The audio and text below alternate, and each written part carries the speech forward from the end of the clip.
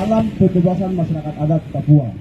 Amakanie, Amolongo, Nimo, Oyao, Oha, Kosa, Kinaonak, Nare, Yepmum, Darmum, Tabea Mufa, Walak, Koi Moi, Nori, Wainambe, Telep, Nayaklak, Wiwau, Wa.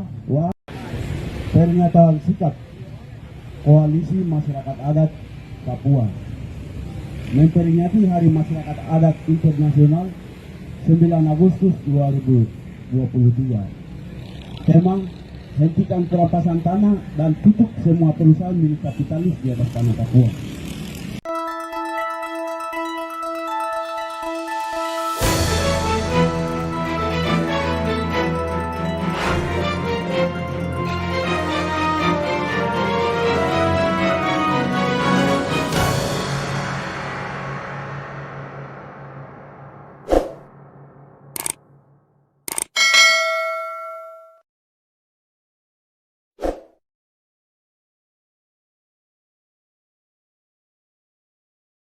Bertepatan dengan hari ini tanggal 9 Agustus, guna memperingati Hari Internasional Masyarakat Adat Sedunia, disingkat HIMAS, Rabu tanggal 9 Agustus tahun 2023, masyarakat adat yang tergabung dalam Koalisi Masyarakat Adat Papua, atau KMAP menggelar diskusi publik dan mimbar bebas di Taman Wukimanor, Nabire, Papua Tengah.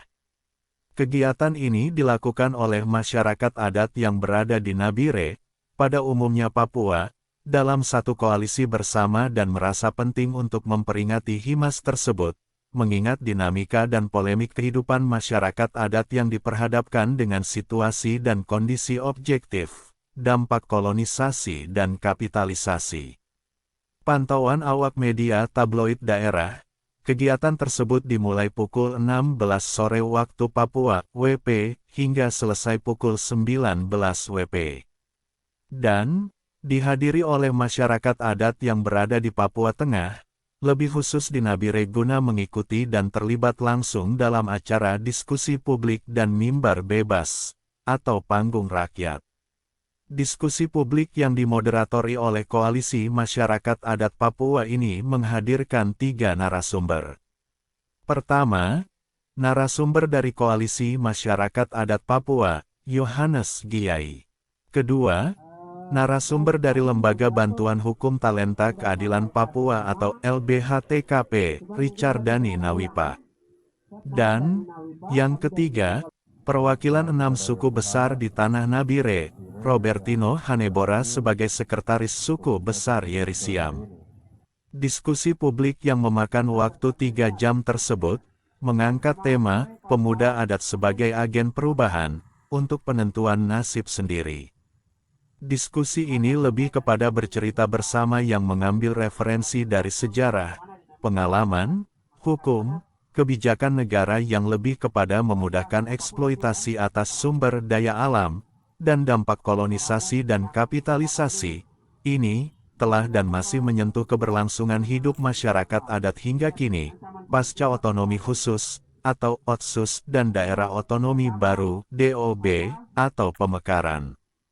Dalam keterangan pers yang diterima tabloid daerah, terkait dengan tema yang dibawakan, merupakan penegasan pengakuan dunia internasional terhadap peran pemuda adat dalam perjuangan hak menentukan nasib sendiri, atas wilayah kelola adat yang dikuasai oleh masyarakat adat dalam berbagai konteks, sekaligus merefleksikan dan memastikan eksistensi dan peran pemuda adat, dalam diskursus dan kebijakan perubahan iklim pun, dunia internasional bahkan menegakkan pentingnya keterlibatan kaum muda dalam kebijakan iklim yang berkeadilan dan menjaga eksistensi masyarakat adat dan sumber daya alamnya. Dalam diskusi publik, oleh Koalisi Masyarakat Adat Papua, masyarakat adat Papua sedang berada dalam kondisi dan situasi yang sangat memprihatinkan. Dan, kondisi objektif itu juga dialami oleh masyarakat adat di seluruh dunia. Sehingga, ini menjadi hal penting untuk perlindungan terhadap masyarakat adat. Dan, melalui Resolusi 49/214, Tanggal 23 Desember tahun 1994, Majelis Umum Perserikatan Bangsa-Bangsa PBB memutuskan bahwa Hari Internasional Masyarakat Adat Sedunia akan diperingati pada tanggal 9 Agustus setiap tahunnya. Masyarakat adat melalui Koalisi Masyarakat Adat Papua menutup acara memperingati HIMAS tanggal 9 Agustus dengan membacakan pernyataan sikap, ada 14 poin di dalamnya, sebagai bentuk menyikapi kebijakan dan praktek ekonomi politik yang tidak mengakomodir kepentingan rakyat dan lingkungan hidup, malah justru telah menghancurkan alam, merampas tanah adat, dan pemiskinan proletarianisasi masyarakat adat yang semakin meningkat. Koalisi Masyarakat Adat Papua di Nabire juga mendukung perjuangan masyarakat adat Oyu di Bovendigul dalam melawan perusahaan PT Indo Asia Lestari dan Negara melalui Dinas Penanaman Modal dan Pelayanan Terpadu Satu Pintu Provinsi Papua agar segera mencabut izin lingkungan hidup dan operasi atas tanah adat suku Oyu seluas 39.190 hektar. Pernyataan sikap Koalisi Masyarakat Adat Papua memperingati Hari Masyarakat Adat Internasional 9 Agustus 2023. Tema: hentikan perampasan tanah dan tutup semua perusahaan milik kapitalis di atas tanah Papua. Salam pembebasan masyarakat adat Papua. Amakanie, Amolongo, Limo, Oyao, Oha, Kosa, Kinaonak, Nare, Yepmum, Darmum, Tabea Mufa, Walak, Koi Moi, Nori, Wainambe, Telep, Nayaklak, Wiwau, Wa, tanggal 9 Agustus merupakan Hari Internasional Masyarakat Adat Sedunia yang ditetapkan oleh Sidang Majelis Umum Perserikatan Bangsa-Bangsa PBB pada 23 Desember 1994 dalam Resolusi 49/214. Setiap tahun Hari Internasional Masyarakat Adat Sedunia oleh PBB dan masyarakat adat di berbagai wilayah termasuk di West Papua. Tahun 2023 Hari Masyarakat Adat Internasional mengangkat tema Pemuda Adat sebagai agen perubahan untuk penentuan nasib sendiri. Tema ini merupakan penegasan pengakuan dunia internasional terhadap peran pemuda adat dalam perjuangan hak menentukan nasib sendiri atas wilayah kelola adat yang dikuasai oleh masyarakat adat dalam berbagai konteks, sekaligus merefleksikan dan memastikan eksistensi dan keberlanjutan pengetahuan tradisional lintas generasi.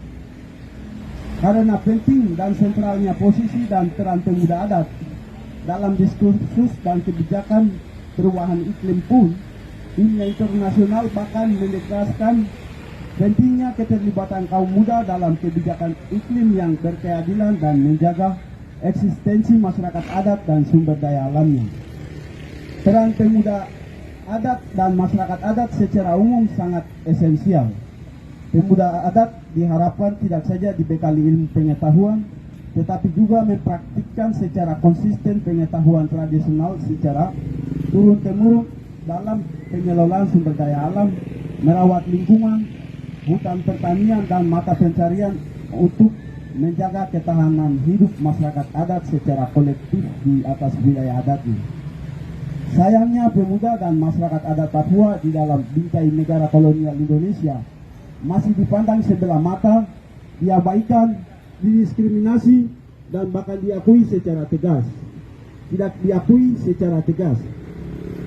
Masyarakat adat Papua tidak dilibatkan secara aktif dalam pembahasan keberlanjutan kebijakan otonomi khusus (OTSUS) tahun 2021 dan pemekaran 4 daerah otonomi baru DOB di atas tanah Papua, menunjukkan wajah negara Indonesia di Papua bukan hanya dalam konteks kebijakan politik, tetapi juga dalam hal pengelolaan sumber daya alam dan pengelolaan lingkungan hidup. Masyarakat adat tidak pernah dilibatkan.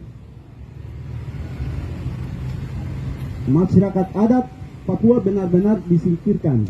Tidak ada celah untuk menentukan arah pembangunan sesuai kebutuhan masyarakat adat yang berdasarkan pada prinsip-prinsip kelestarian kearifan lokal, sistem ekonomi komunal yang ada pada masyarakat adat Papua. Politik pembangunan negara yang tidak ramah masyarakat adat akan mengancam tatanan adat, mengubah pola produksi, mengubah pola konsumsi, merampas tanah adat, menghancurkan kearifan lokal, menggusur hutan adat, dan eksistensi masyarakat adat tergerus arus pembangunan kapitalisme.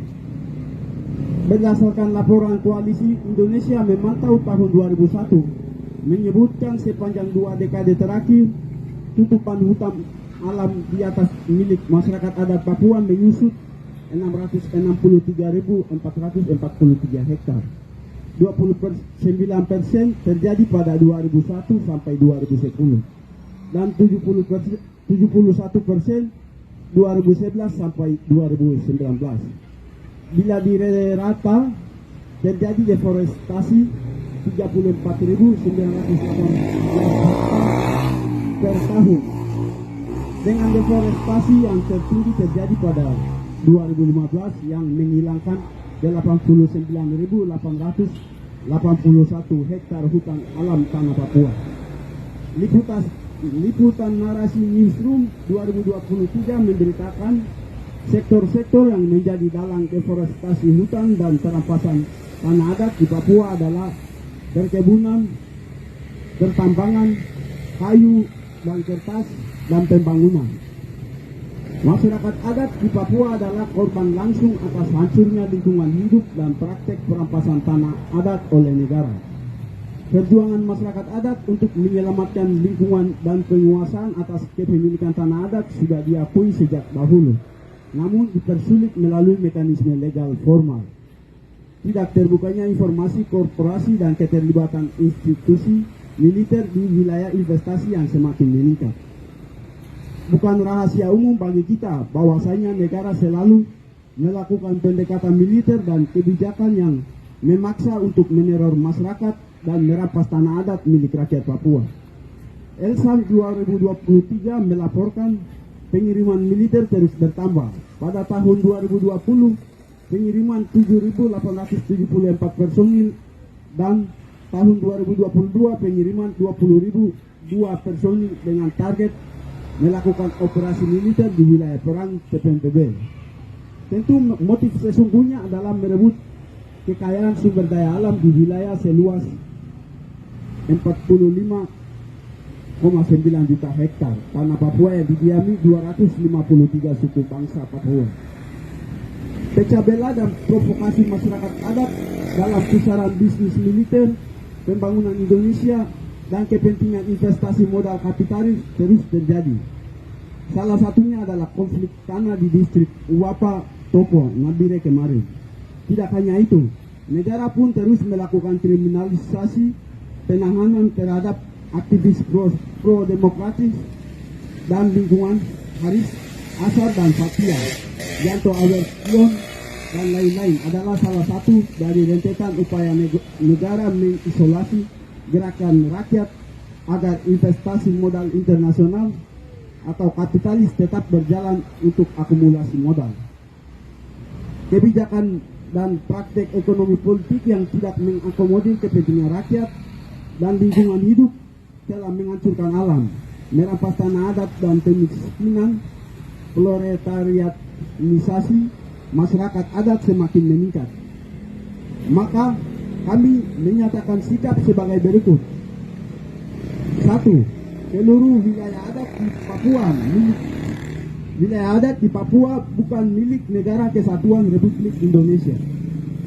2. Hentikan perampasan tanah adat dengan dalih membangun bagi masyarakat adat Papua. 3. Menolak rencana investasi Blok Wabu di atas tanah milik masyarakat adat di Intan Jaya. 4.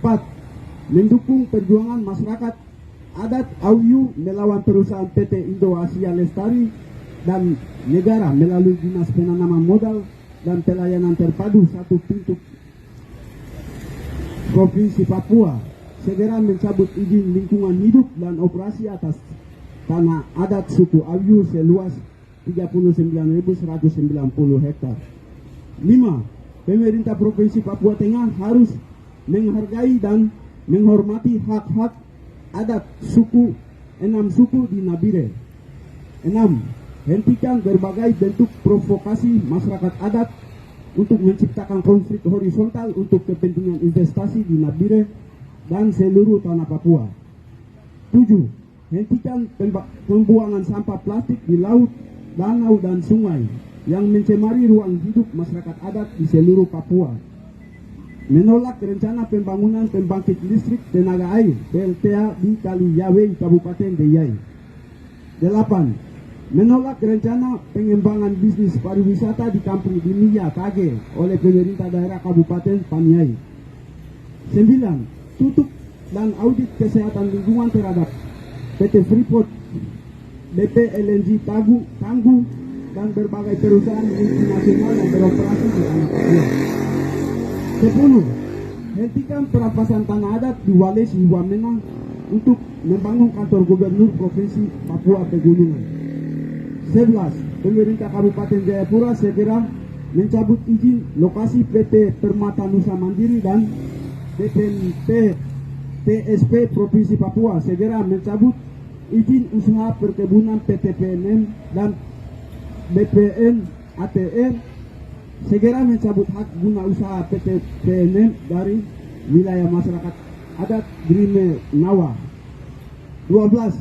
Hentikan aktivitas deforestasi, aktivitas industri tambang dan perburuan satwa langka yang terus mengancam keanekaragaman flora dan fauna di Papua. 13. Hentikan operasi militer dan tarik militer organik dan non-organik dari Intan Jaya, Duga, Yahukimo, Pegunungan Bintang, Maibrat, Puncak Papua, dan seluruh tanah Papua. 14. Berikan hak penentuan nasib sendiri sebagai solusi demokratis bagi rakyat Papua. Nabire 9 Agustus 2023.